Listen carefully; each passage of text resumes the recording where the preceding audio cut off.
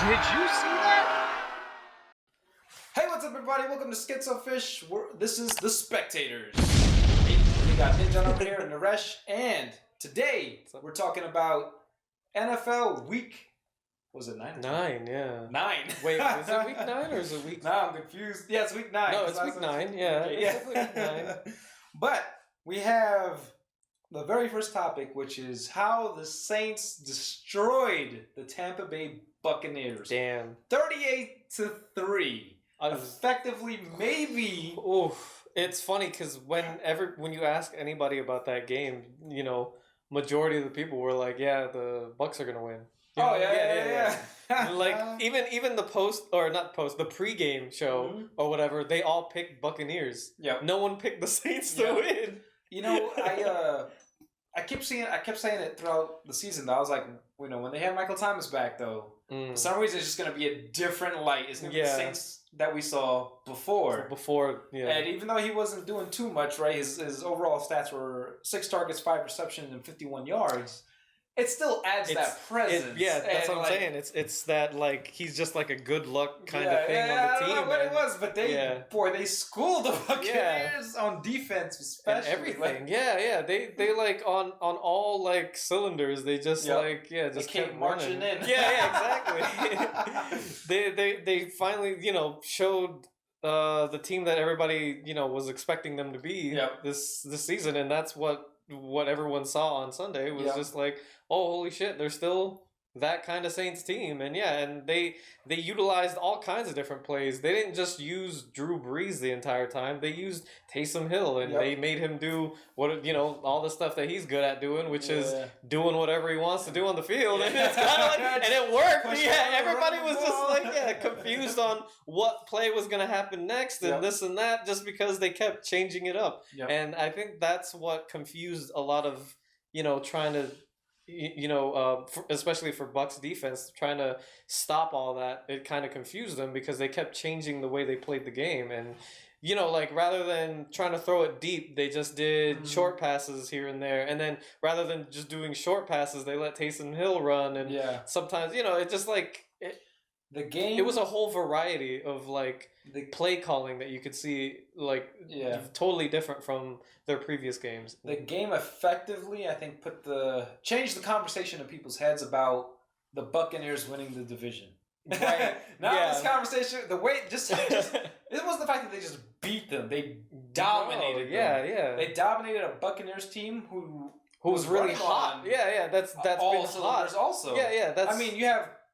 Godwin, who said, he broke his finger a little bit, but he was still out there. He was still trying to make plays. In fact, he caught quite a few passes, but nobody was getting things done. Right. And they added Antonio Brown. So before the game, that was the biggest hype. Everyone was like, oh, AB's back. You know, the number who used to be number 1 like 2-3 years ago, and they're like, oh, AB's back. And now that they have all these weapons, you know, Brady can just pick and choose. You got Gronk, you got Godwin, you got Mike Evans. Evans, and then now you have AB. It's just like, seeing that on paper, if you had a fantasy squad, you'd be like, well, I'm going to start all of them because they're all, you know what I'm saying? So, like, that was the weird part, is just seeing that on paper. You would think that was a fantasy squad, but, like, looking at the score, that they had 0 touchdowns between all those weapons is just, oh man, like, the Saints definitely made a statement. They just like, oh, you guys really thought the division was going to be, you know, easy to win? Like, get the fuck out of here. So they were just like... The Bucs, Tom Brady ends up with 209 yards, 3 interceptions. AB overall gets 5 targets, 3 receptions for 31 yards. And sure, first game back, whatever. It's been like, he hasn't played in like a year. So. But the whole team fell apart. It was a disaster. They had... It was kind of sad to watch, actually. I forgot how many consecutive drives it was that they couldn't convert a first down. That was 3 and outs. Oh man, it was kind of sad to watch, like, especially since it was like the primetime game, and you're like, you were used to seeing in the previous weeks, like, leading up to this game, that, you know, the Bucs have been hot. They've been, you know, connecting with each other. A great game. We were seeing like a great matchup. Like, that's what everyone was expecting. Nobody was expecting like complete blowout. Oh yeah, no one was expecting that, especially on the Bucs side. Aaron Rodgers when he played the Bucs, you were expecting the same thing, a showdown, and the Buccaneers blow him out, and then the Buccaneers show up for the Saints, a team that they played previously. Yeah. And, the Saints just blew them out. Yeah, it's just, I don't know. It was definitely they got a different feel. They got blew out, guys. They were breezed. They were breezed. They felt the breeze. Yeah. But definitely, like, even with whatchamacallit, like every weapon that the Bucs had and trying to utilize everything that they could, they couldn't. And there was even a point in the game that they took out Taysom Hill and they took out Tom Brady, and guess who they put in? Jameis Winston. And he probably had the biggest smile on his face as soon as he saw that they blew out the Bucs. And he was probably just like going all to his old teammates, and he was just like, ha! Y'all thought it was me. And it was just like a crazy thing, because it was like, damn, like the Saints were just like, because I think it was like the last 2 minutes of the game. The Saints were kind of just like, yeah, we won. So let's just put Winston in there to get his revenge. Just to get his revenge. Yeah. He doesn't have to throw anything. He's just gonna hand it off to to Kamara, and that's it. Yeah. Or no, they didn't even have Kamara in at the last. Yeah, I think they just took out. Yeah, they used their like second or third string. Yeah. Yep. Man, so they definitely used that garbage time to just like, oh, let's get the reps in with all the people that don't usually have playtime. So so they were also saying that Tom Brady was looking. They were looking at Tom Brady for the MVP conversation prior to this game. Going into after this game.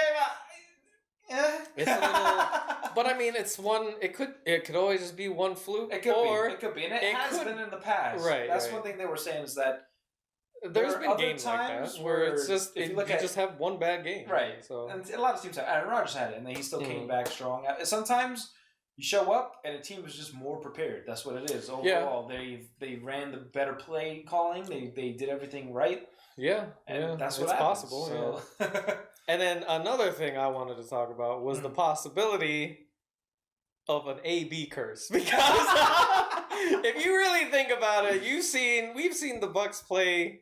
They've had their ups and downs, sure, like in the beginning of the season, but for the past, what was it, like 3-4 games, they were just on point. They were just hot. They were all connected. They were doing this and that, and then the one game that are you telling me the one game that AB is back?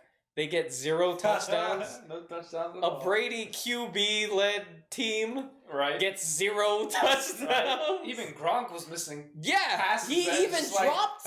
He dropped like their normal exactly. their normal play that they do that always gets them like the touchdown. So it was like it's like 99% effective against every single team. And this one game, that same exact play wasn't effective. So it's just like. Man, I don't know. I'm thinking it's just one game, but I'm thinking maybe an AB curse could be real. It could be possible that he has just a lot of like bad energy or bad juju or whatever you want to call it, and it's just brought into that team now. And it could be possible, because that's not a coincidence that out of nowhere AB comes in his first game in like a long ass time, and you get 0 touchdowns. Like that's just a weird statistic to me. So it's going to be very interesting to see how the season progresses as the Tampa Bay Buccaneers and the New Orleans Saints definitely go through, and we'll see who wins out their division.